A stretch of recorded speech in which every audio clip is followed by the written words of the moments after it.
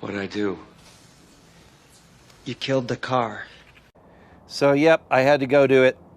I had to tempt fate because I said mischief managed and the automatic transmission was working. And it worked great until it didn't. And there she sits once again with a broken transmission. Yeah, those of you who are going, I told you so, hearing you loud and clear.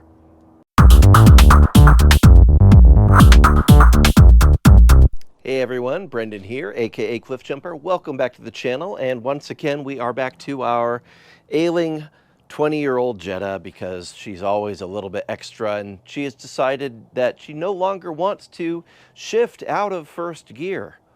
So there's that. So yes, indeed, our 1.8 turbo Jetta Mk4 with the 5-speed Tiptronic automatic transmission has decided that it no longer wants to do the shifty shift thing. So it'll drive in first gear, but it won't shift out of first gear up into second. Previously, we had a problem where it was not shifting up from second to third, which is a different problem.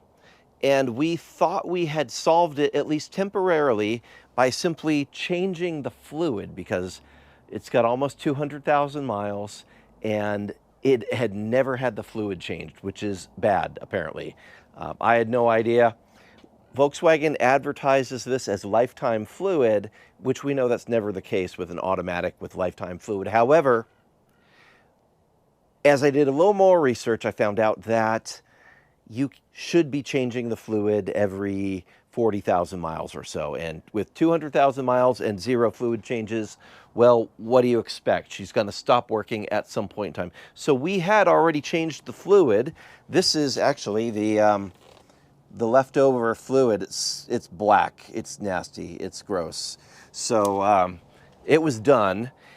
And the transmission in here, it's the 09A transmission. It actually holds about 7.5 quarts of fluid, but you can only drain 3.5 or so when you drain it from the pan. So in order to do a complete fluid change, you really have to do multiple changes of the fluid in order to get it all out of there and get it working as it should, because I'm sure lots of that nasty fluid was still in there. So by removing 3.5 quarts of the nasty stuff and putting in some fresh stuff, it's really just acting like a cleaner, if anything. And we need to do more of the fluid changes to get more of the nasty stuff out and get it operating as it should. However, we run into this issue where, again, it doesn't want to shift out of first gear. That's limp mode. So it's encountering an issue, and it's going into limp mode, and it's not letting it shift at all. And we did indeed limp the car home. So now we're going to be looking into what's possibly going on here. The problem that we were having before with it not shifting from second to third is well known, well documented. It's usually an issue with one particular shift solenoid. So we need to change that solenoid. And if that solenoid goes bad, it will trigger limp mode, which is what we have now, which won't allow it to shift out of first. Now, there are 3 shift solenoids in this car, 7 total. I'm not seeing any errors with the other solenoids. Now, I could change all of the solenoids and send it and see what goes on, see if we've bought some more time. But the thing is, with 200,000 miles on the transmission, it could also be a wear issue with the clutch packs being worn out. So rather than spend $400 to change all the solenoids and then find out, yeah, actually it's the clutch packs are worn out, here's what we're gonna do. We're gonna just change the 3 shift solenoids, change the fluid, reset the transmission control unit, and see what happens. So that's what we're in for today. We're going to drain out the fluid, take off the front of the transmission. On the 09A, the solenoids are not underneath like on the other transmissions. It's upward, vertical, facing forward. So battery's got to come out. We've got to move some stuff around in here to get to where that is. We'll be able to get to the shift solenoids are right on top, and change those out, put in fresh fluid, reset everything, and hopefully we'll be off to the races. The other issue that we have right now, as you can see, a puddle back there, a particularly coolant colored puddle. We've got a leak somewhere back in there from the back side of the motor, and the coolant is leaking out. I suspect that it is the coolant interchange unit that sits on top of the transmission. There's a transmission cooler buried back in there, and I think that's leaking. But I'm gonna have to pressurize the coolant system to see where it's leaking out of in order to track that down. We will deal with that first before we go into the transmission, because if I end up having a leaking transmission cooler and it's leaking into the transmission, then that transmission is toast. And, you know, it's like stop, do not go, just be done with it. If that is the case, fortunately, I have a good friend of mine who is a Volkswagen enthusiast locally, and he has promised his help if I do end up having to change the transmission in this car. So that could be part of this adventure, hopefully not, but we may end up having to go to a junkyard, get another transmission out of a wrecked car, flush all the fluids and stuff out of that one, pop it in and see what happens. But hopefully just the solenoid and fluid fix will get this running, and hopefully we are able to find the coolant leak and it's not in the transmission, and we're able to deal with that. So let's get into it. One of the tools that I use, I keep forgetting to mention this, but this is a very helpful tool for me. I get to use e-manuals online, and you can too. They have given me access to these factory repair manuals, which I can put on all of my devices. Right now I've got it on my iMac, but I keep it on my iPad as well, so I can take it out to the car and be referring to this stuff while I'm working on the car. So it's not just me looking only at YouTube videos. I'm actually looking at the factory repair manuals through e-manuals online. And right here I've got my Mk4 manual pulled up because I'm doing the transmission work. And the great thing about this is I can click through here to find what I need, and what I need right now is information on the automatic transmission and how to test the things in it. So we're going to test the electronic components. That takes me right here. I want to look at the solenoids. I'm going to click on that, and boom, that takes me right to where, actually this is the fluid temperature sensor. I'm going to scroll down. There we go. Solenoid valves and the valve body and how to check it. So as I am going through and disassembling everything, I'm going to be testing it to see what's going on. And here I've got all of the resistance values, everything that I need to figure out what is going on with the ailing transmission in our Mk4 Jetta. These manuals are super helpful. They've got them for almost every vehicle out there. So highly recommend it. I'm going to drop a discount code in the description, and you can use this to do work on your vehicles at home too. Check it out, e-manuals online, and I hope this helps you out quite a bit. God bless you.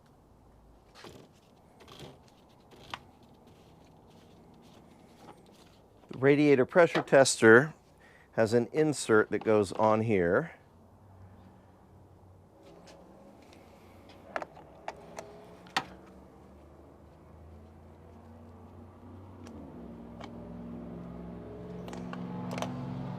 That secures there, and we should be able to pump it up like Hans and Franz.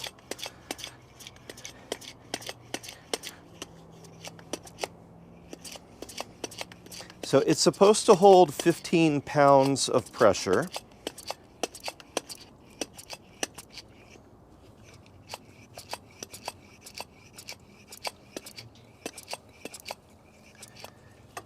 And wow. Yeah, definitely something's leaking. So let's see if we can figure out where that's leaking from back there. This should not be hard to find because it is leaking so much. I do need a flashlight. So let me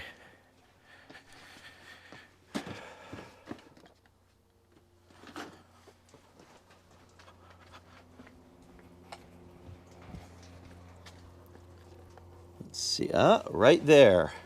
Oh, look at that. This housing, which we just replaced, has a crack in it. Isn't that special? Right there. That is our issue right in there. Okay, so that's good that it's not anything related to the transmission. I will go ahead and relieve the pressure so we don't bleed out all of the coolant.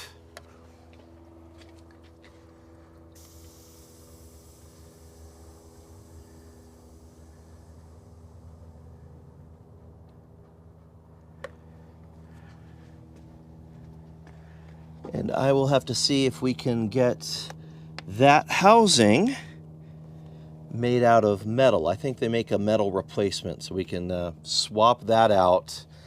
And yeah. Okay, well, that's where our leak is. Mischief managed with that. So that clears us up then to work on the transmission issues without having to worry about where the coolant leak is. Good. So right in here is the drain, and if I recall, let's see, what size is this? All right, that is 24 millimeter. That's our winner for the drain.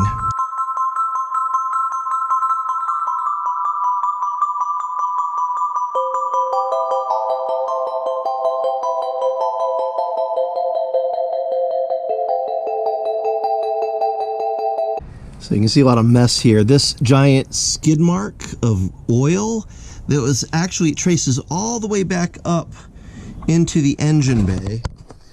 Up in there, there was a broken secondary air injection hose, breather hose, and all the oil is coming out and just streaming down the front of the block. I thought it might have been the oil cooler fitting, but it's not. It's from above that, way up from a broken hose. So there's a bit of cleanup we're gonna have to do here, in addition to the cleanup over here on the transmission, where the transmission fluid gets all over the place. So there's oil everywhere. Also back there, we're gonna do the dog bone. We're gonna change that out while we're doing all this. I've got one rebuilt, ready to swap in. So we will do that. Yeah, a bit of cleanup work to come on all of this before we get much farther. So we're ready to do battle again with the transmission and other issues. Here is what we have laid out ready to do. So we've got everything that we need to get into the transmission, and there are some other issues we are diving into here. My name is Brendan, if you haven't been here before. They call me Cliff Jumper because about 10 years ago I drove off a cliff in Malibu and lived to tell the tale. There's a video about that if you want to check it out. Anyway, we are revisiting our 20-year-old 200,000 mile 1.8T Jetta and trying to get her back on the road. She's got the transmission issues as previously discussed. Here's what we've got. Got a new lower dog-bound motor mount, well, rebuilt motor mount that we're going to be putting in. Got the Mk4 transmission fluid. We are going to be putting in some Lucas transmission fix. We have the 3 shift solenoids we need and a new gasket for the valve body pan, which on this motor is vertical on the transmission instead of underneath. So that's great time fun, which means we got to take all of this stuff out to get to it easily. So not too much work. I got the battery out. I'm going to remove the plastics here. I will probably also pull the front end clip out a little bit just to give myself a little bit more room while we're doing this. But wait, there's more. There is in here a secondary air hose that has a beautiful crack in it, so we're going to be replacing that.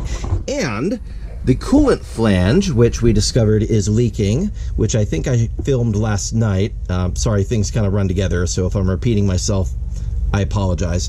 Anyway, we've got one of those on order. It is specific to the 5-speed Tiptronic transmission. It's the only car that has it. It's not a regular one, so I can't get the metal replacement. Unfortunately, I have to go with the OEM plastic one, but we will swap that out, check it for coolant leaks, and so that means the air box and all that has to come out of the way as well to make that an easier job. So all this is coming out, and while we're in there, because, you know, while you're in their jobs. So we will be also re-clearing the headlights, and while you're in there, I also have to do the headlights from our Sequoia, so I'll be doing that one as well. We also need to reattach this lip on the bumper, so yet another reason to take the bumper off, put it in service position. We can deal with that, and I'm sure, just being a 20-year-old Volkswagen, we will find other things that need to be fixed along the way, but that's what we are getting into today. Let's get to it. Now, I've got everything kind of out of the way, which is very helpful for this process. So right in here is our flange that's broken that we need to replace. I am going to do my best to try to not lose all the coolant. I'll be using these hose clamp pinchers, which, theoretically speaking, you can put them onto a big hose like so, pinch them down, and pull this back, and that will keep that squeezed shut so we don't lose coolant out from the radiator. There's a couple more hoses that I'm going to attempt to get this pinched down so we don't lose everything, and we'll see how that goes. So I think I can get this one right in there, theoretically. I see an active leak, so let me get a light. Yeah, so this hose is actually leaking at the bottom of this hose in addition to the hole that we had there. So we got two leaks happening in this location, so that's fun. All right, so I'll be dealing with that at both ends. Fantastic. And then yeah, get this one right here.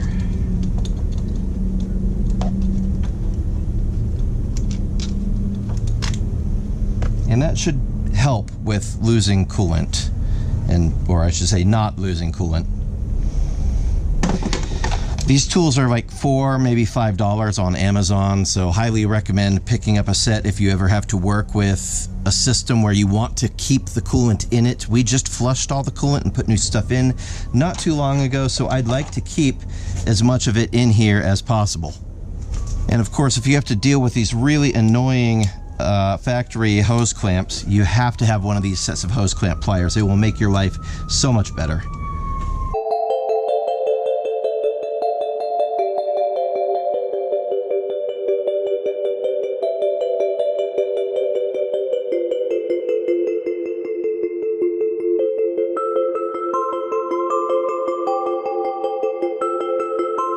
Okay, so with those hoses unattached, I still got to get this one off, but there are two 10mm bolts now that I can get to pull this flange off. And once I'm pulling the flange off, that'll be a lot easier for me to pull that out of that hose that doesn't have a lot of wiggle room there. So we'll do that to get it out.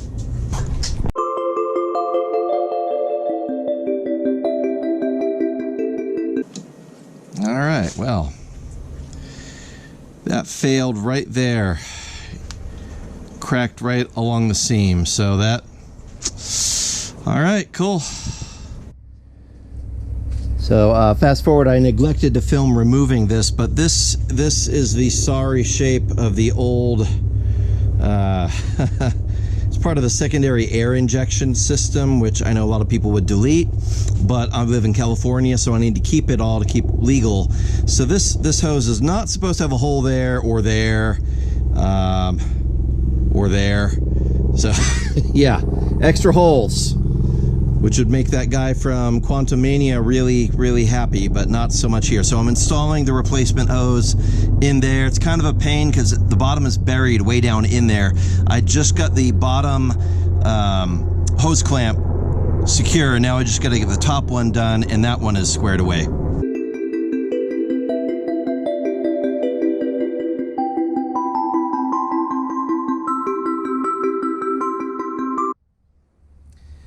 Okay, on to transmission stuff now that we've dealt with the broken hose and we're waiting for the coolant flange to show up, so we'll come back to that. In order to get this front-facing, here's the front of the car, radiator over on this side, back of the car. It's a vertical facing cover for the valve body. The valve body has the solenoids right along the top, so we have to remove this whole pan. This assembly here has to come up out of the way in order to clear, because you got this thing hanging out in the way right there. So I've put some paint to put witness marks where everything was so we can restore it back to the proper position. I'm going to go ahead and remove the shifter cable over here. And then these bolts, will pull that up and out of the way, and then we can start moving other things that are in the way all over the place there. When you're grabbing that shifter nut, you absolutely want to support it from underneath, because there's nothing holding it in on the bottom side. So when you release the nut, the whole bolt will slip down and fall into a crevice, and it's a pain if you drop it. So just stick a finger underneath there, support it from underneath while you are removing this, and that should prevent you from a nightmare of trying to find it after it falls down underneath your starter and having to remove the starter and all that fun. Ask me how I know.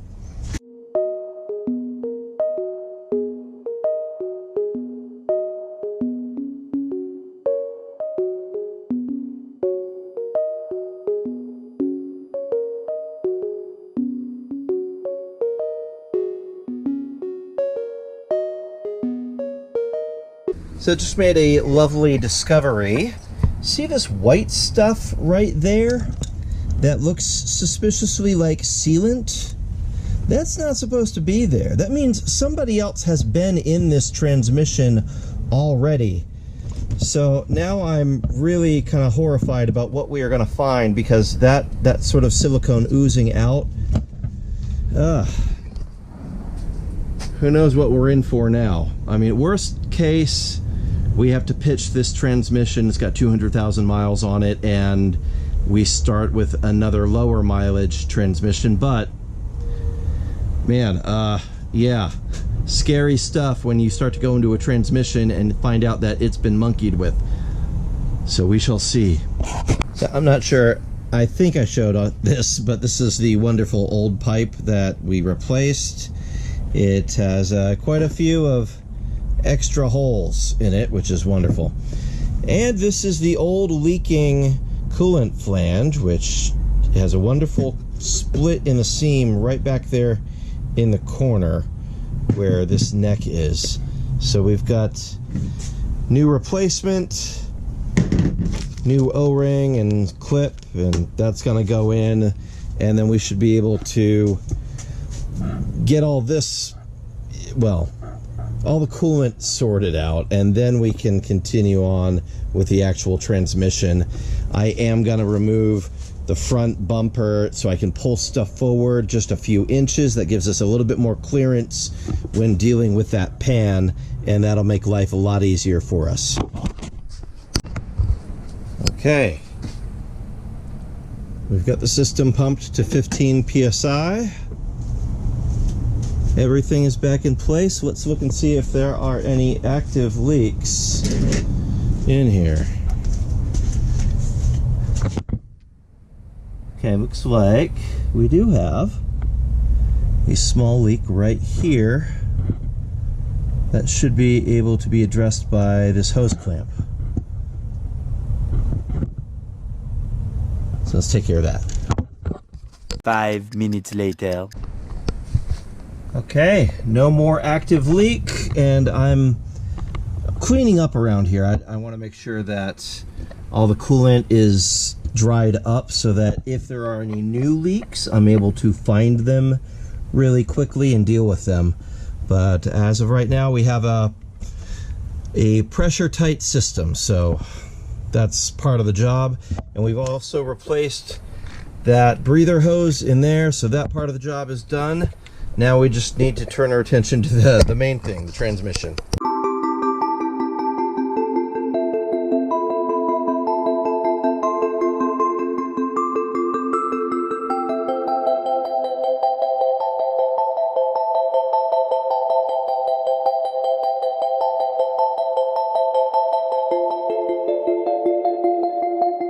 So I don't need to completely remove all of this. All I need to do is just be able to pull it forward a few inches, and that's going to be a lot more clearance right there where I need it. So all of this can stay attached. I just can move it that much. That's all I need. I'm probably going to wedge something right in here to keep it in place. Maybe a little clamp. Okay, a couple of things. There's a power steering line, a hard line that runs across the front of the pan. So there is a 13mm bolt right here. We removed that. That loosens this. There's a 10mm bolt up inside there. You'll see it. And then around the other side, there's one more I have not removed yet, but you can see it right up at the top corner of the transmission. Right there, that one we're going to loosen that one and take that one off, and that'll loosen this whole hard line to let us get it out of the way, because it is absolutely in the way of the pan here.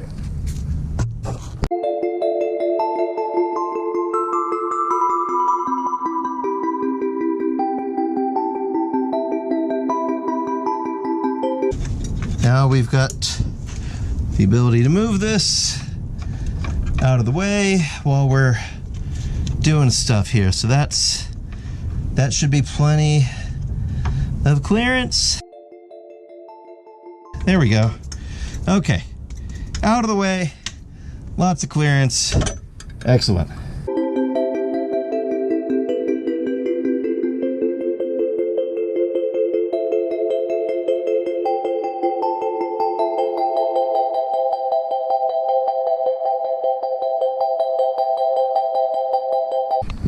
Okay, we've arrived at the part of our journey where everything is clear off of the pan and we can actually start removing the bolts to the pan itself. However,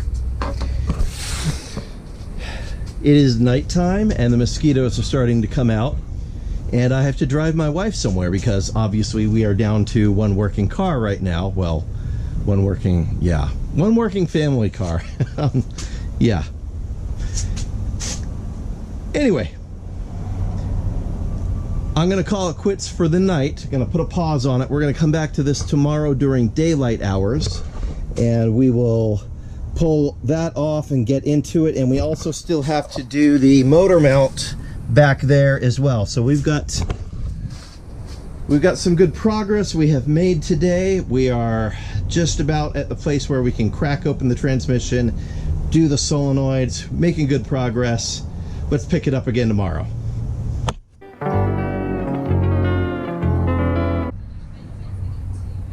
Okay, so where we're at now, we've removed all the stuff that's in the way. Now we can go remove all these 10mm pan bolts so we can separate the pan. Once we have those removed, the trick to getting the pan off without destroying it, you want to put in your screwdriver or whatever you're using to pry it right where the screws go. That way, if you do bend it a little bit, when you tighten it back with the screw or with the bolt, it will reform it back into the proper shape so that you don't get a leak. And as I'm noticing, I think I pointed this out before, there is some sealant sticking out here, which means somebody has already been in here previously. So I don't know what we're gonna find, but we're gonna dive in and see. So we've got all the bolts from the pan off. Now we're gonna lever this off. There is a vent that is attached to the pan that sticks into the transmission itself. So we're going to want to make sure that we get that off of here without bending it. That's fairly important. And so I'm going to be putting my screwdriver in right where the bolts go, again, so I can make sure that if I deform this at all while I'm removing it, I'm able to get it back in place without causing leaks later on. So I'm just going to spend some time working on this. There is some sealant all the way around here, so this might take me a little bit, but it's just one of those take your time kind of things, and we can get it done. Okay, so as I mentioned, all the bolts are off. We had to work our way around the pan to get all the sealant off, but here from the top you can see that coolant vent pipe that sticks back into the transmission. This is one of the reasons why we want to pull all of the front clip out a bit to give us some more room to maneuver this pan out without breaking stuff. So we want that hose, that vent pipe, to be able to come out as we move the pan around and out. And you can go up through the top or you can go down through the bottom. I am going to go down through the bottom with this. So I'm going to get underneath, maneuver this pipe that way towards the center of the car to get it around the wiring, which we want to be very careful with because it's old and brittle.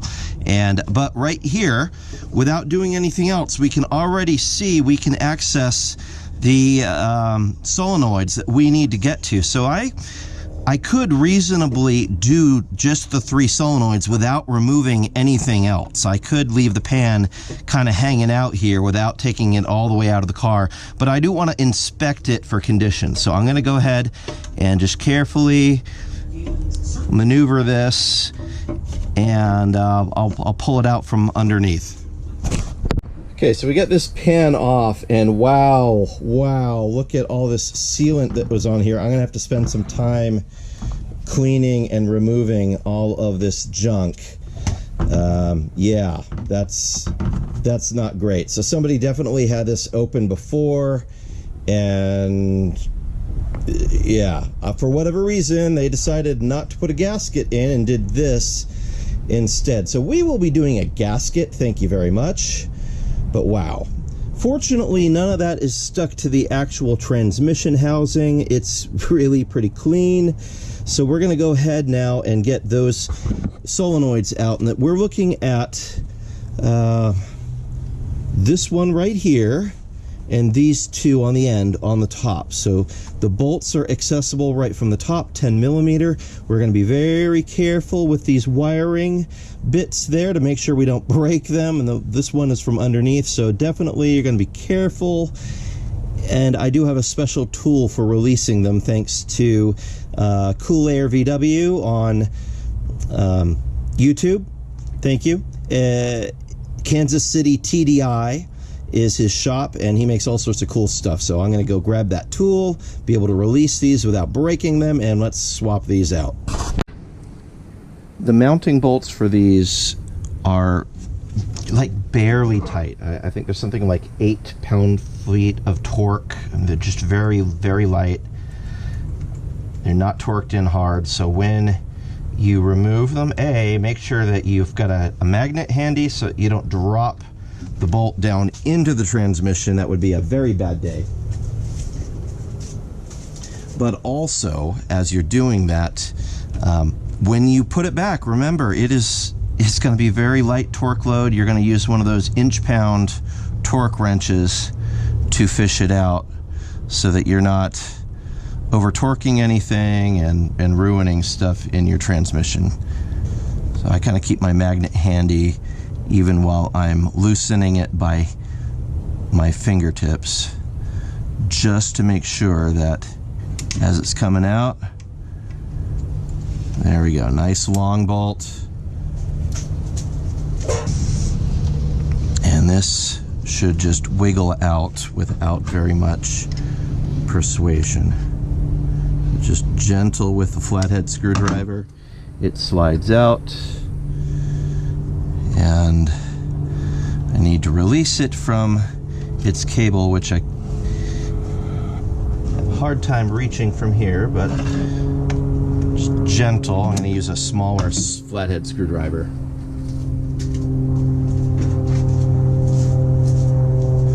To kind of convince that.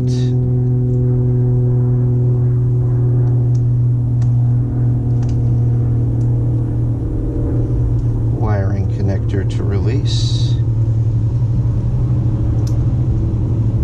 Everything's very brittle, so you don't want to use a lot of force at all on this, just bare minimum that you can so that you don't break your connector. 20 minutes later. Okay, we're making good progress. I got the first solenoid changed. I've got one of them out, and it's easier to replace this middle one with the end one out. So I'll swing back with what is what. Hang on just a second. Okay, so I've already replaced the N88 solenoid right there. That one was fairly straightforward, except for getting the connector out of its harness was a pain in the you-know-what. The other ones just came out really easily. So I've done the 88, I'm doing the 89 right now. In order to get the 89 out, you have to take out the 92, which we're swapping also. So the 92 is out. I am removing the 89 right now.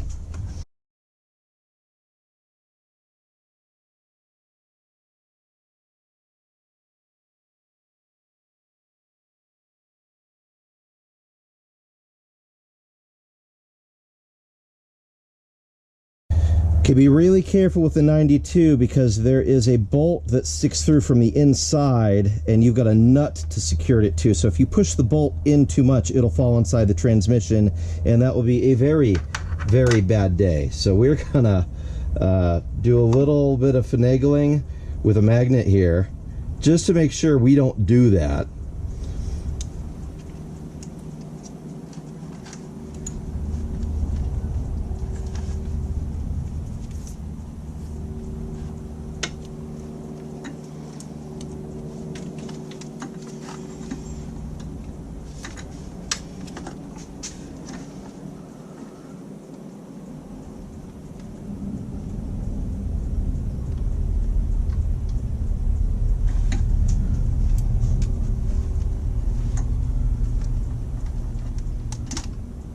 I apologize for the really bad camera angle there. What I'm doing is using my magnet to grab a hold of the end of that bolt while I'm putting the solenoid in place and keep that bolt pulled out while I'm doing that.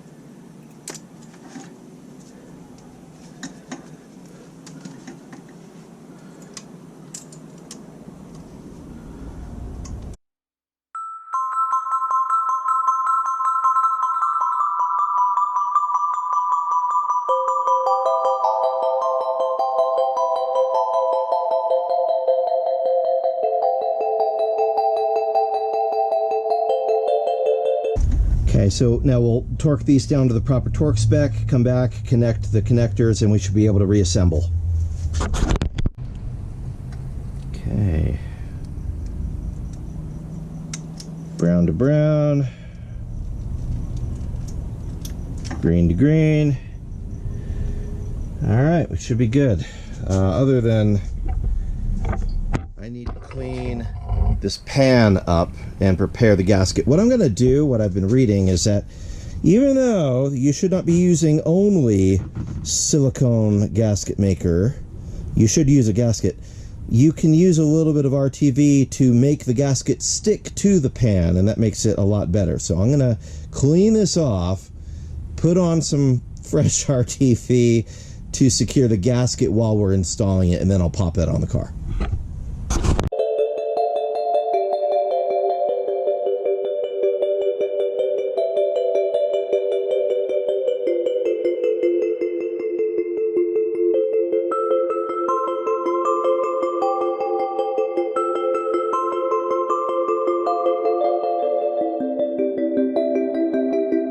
Now I gotta go clean this all out, but yeah, making good progress. Gonna be a little hard to hear, but I've got the pan back on and now I'm putting all the bolts back in place. It's raining, so I'm gonna try to get this done before I get totally wet, but I need to accomplish this, so I'm gonna press on and keep at it. All right, the rain has let up a little bit. Still raining, but it's not pouring and there's not lightning happening, so we're back to it. I was able to retighten all of the bolts on the transmission pan, so that is good. And we best practice is to let it sit for 24 hours because I did put some RTV silicone in it to just to hold the gasket in place. So we're gonna do that before we start up the transmission, make sure it's all sealed. The gasket itself should be enough on its own, and I want to let the RTV cure as well, just so that there's just you know, no issues. But we are going to go ahead and add the fluid and continue putting everything back together. Because this has 200,000 miles on it, I am going to add some of the Lucas transmission treatment.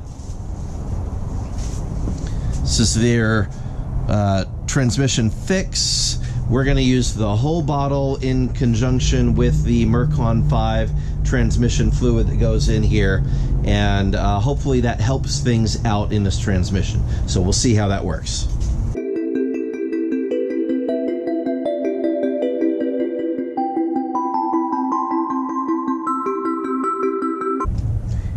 This stuff is really, really sludgy.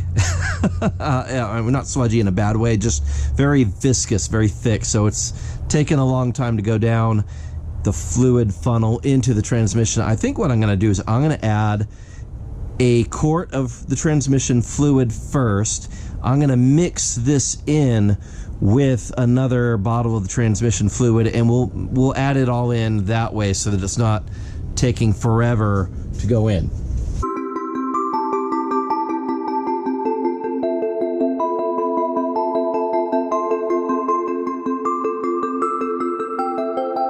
All right, yes indeed. So what I did is I poured out the entire quart of the Mk4 5 in here, and well, not the whole thing, but most of it, like 2/3. Then I added the Lucas transmission stuff to what was left, mixed it in, and now it pours and flows much better. So that'll go a lot quicker than just trying to add the transmission slip stuff from Lucas, because that is super thick, very viscous, and it'll take forever. So mixing it in here and then pouring it, better way to go. So now for this fun with the motor mount, we've got the motor supported.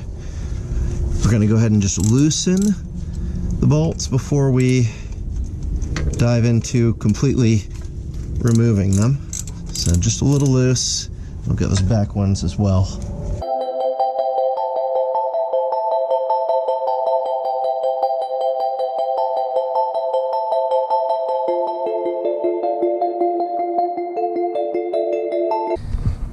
Yes, indeed. We've got old and busted and new hotness. So new hotness is going to go in after I clean up a little under there. But yeah, really oil fouled and completely gross. This is going to get cleaned because I'm going to rebuild it and put this one on Jetta. But yeah, some work to do. All right, got the new rebuilt motor mount in place and just snugging it down. And there we go, a functional motor mount. And just like magic, she's all back together. I also did an oil change. You may notice the black grill that's actually off of Jetta, but since she has a chrome grill now that my daughter liked better, figured this would look good. We re-cleared the headlights as well, so they're nice and flashy. All right, everything is back together. Oil change, filter, charged the battery, filled up the coolant. Now we need to reset the ECU and the TCU to make sure that they play well together with the new solenoids. And of course, gotta do the thing where you run the transmission through all the gears so that it's happy and full and all that fun. So let's do that. I'll come back after I tune it with VCDS, and we'll see if we were successful in getting this poor thing to work. All right.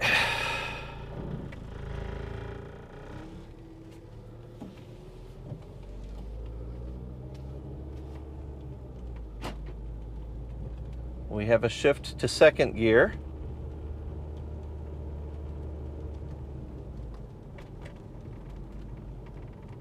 I'm not going to call it a win until we make it all the way around. I'm going to go back the back roads in my neighborhood rather than the main road, just so we can get up to speed, but we can limp back if we need to. Oh no. Yep. Still an issue. It just immediately slipped out of first.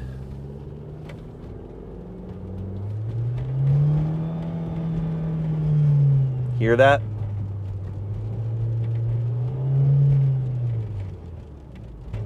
If I put it into second gear manually, it actually goes into second gear. which is interesting. I'm going to try putting it in Tiptronic and see if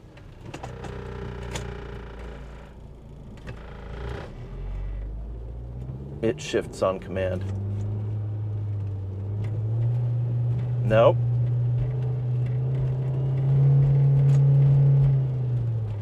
Wait, there we go. All right, we have second. Come on.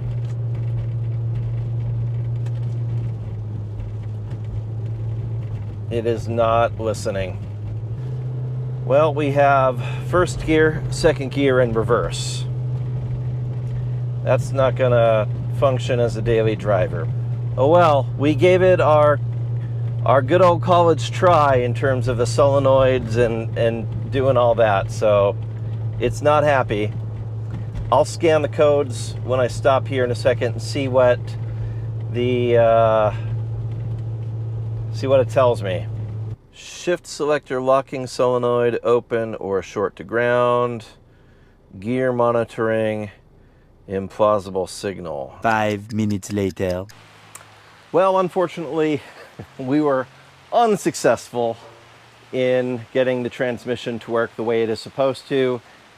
She's only shifting first, second, and reverse. That's it. Won't shift up to third.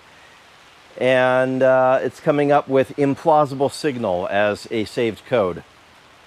So, kind of back to the drawing board right now. It looks like we may have to change the transmission, but, before we do that, there is in the factory repair manual that we're looking at on the e-manuals online, saying that if you test all of the things that we tested as good, you do the solenoids, it can be the transmission control unit. It could be the computer. The ECU for the transmission could be bad. That could be causing all these issues. So that is worth looking into as well. That's certainly a lot less work than changing the transmission. So what I think I'm going to do is go to the junkyard, find a TCU from one of these, swap that in, and see if we get life breathed into her. And then we'll go from there. So tune in next time for the continuing adventures of trying to get the Jetta back on the road. Thanks for subscribing and watching. Hit like, subscribe, all that fun stuff. And I'll see you again soon as we continue to try to get this poor old girl back on the road. Thanks. God bless. Bye-bye. And on that terrible disappointment, it's time to say goodbye. We'll be back.